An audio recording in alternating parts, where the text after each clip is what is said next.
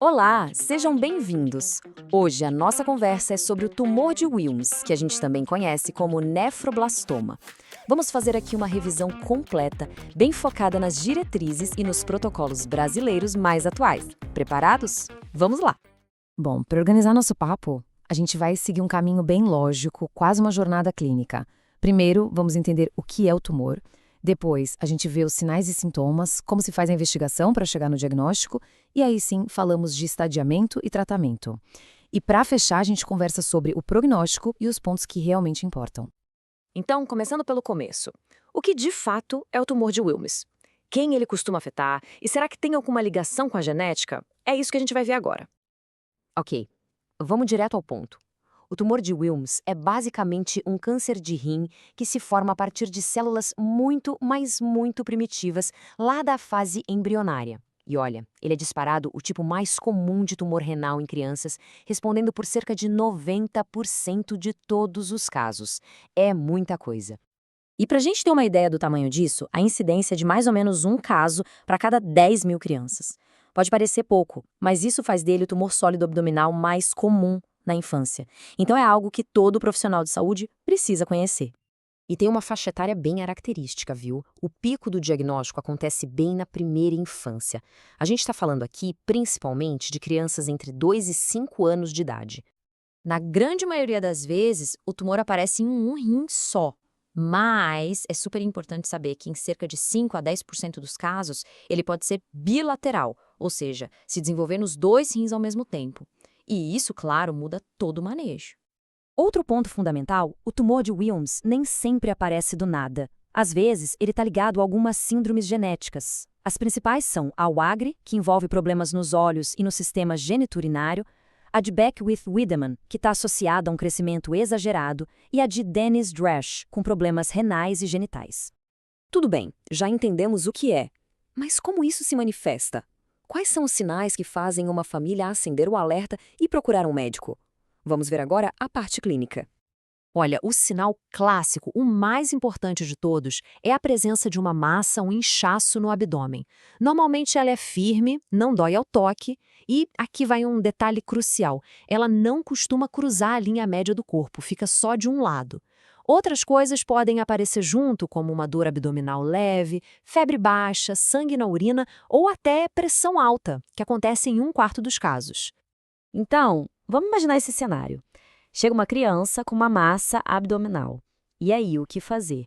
Qual é o próximo passo? Essa pergunta é o gancho perfeito para a gente entrar na parte de investigação. Ok, a gente tem uma suspeita forte. Como é que a gente transforma essa suspeita em um diagnóstico confirmado? Vamos ver agora quais são os exames e os passos dessa investigação. O pontapé inicial é quase sempre um ultrassom de abdômen. É um exame rápido que já mostra a massa no rim. Depois, para ter mais detalhes, a gente parte para uma tomografia ou ressonância magnética, que ajudam a ver o tamanho do problema e se ele se espalhou, principalmente para os pulmões, que é o lugar mais comum. E claro, exames de sangue e de urina são feitos para checar a saúde geral da criança. E agora, um alerta muito, mas muito importante. Diferente de muitos outros cânceres, no tumor de Wilms, a gente geralmente evita a biópsia antes da cirurgia. Por quê? Porque existe um risco real de romper a cápsula do tumor e espalhar células doentes pelo abdômen, o que pode piorar e muito o prognóstico. E aqui a gente tem o grande desafio do diagnóstico diferencial: não confundir tumor de Wilms com neuroblastoma. As diferenças são chave. O Wilms vem do rim e raramente cruza a linha média. Já o neuroblastoma geralmente nasce na glândula adrenal, que fica em cima do rim, e esse sim, muitas vezes atravessa para o outro lado, além de alterar alguns exames específicos na urina. Certo. Diagnóstico na mão, o próximo passo é entender a extensão da doença. É o que a gente chama de estadiamento. É isso que vai definir qual a melhor estratégia de tratamento para cada caso. O estadiamento vai do I ao V, de forma bem simples. Estágio I, o tumor está só no rim e foi todo removido. No I, ele já passou um pouquinho do rim, mas ainda foi tirado por completo. No 3, infelizmente, sobrou tumor depois da cirurgia. O estágio 4 é quando já tem metástase longe, e o V é aquele caso especial que a gente falou, dos dois rins afetados.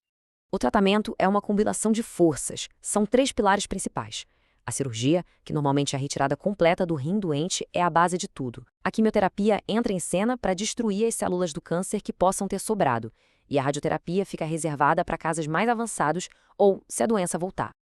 E chegamos na nossa reta final. E aí, qual é a perspectiva para essas crianças? O que a gente precisa mesmo guardar sobre o tumor de Wilms? Vamos aos pontos-chave? E aqui vem a melhor parte da nossa conversa. A notícia é realmente muito boa. O prognóstico é excelente. Com a combinação de tratamentos que a gente tem hoje, a taxa de sobrevida global passa dos 90%. É uma das grandes histórias de sucesso da oncologia pediátrica.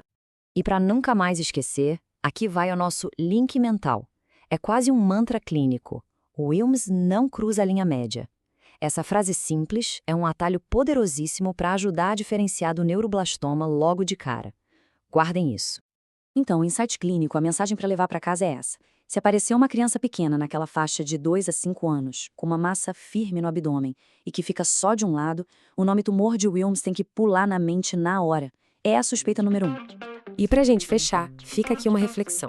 Já que a gente sabe que existe essa ligação com síndromes genéticas, de que forma o reconhecimento precoce dessas síndromes pode mudar o jogo? Será que isso não permitiria um rastreamento mais eficaz e, quem sabe, melhorar ainda mais os resultados para essas crianças que já são de alto risco? Fica aí o pensamento.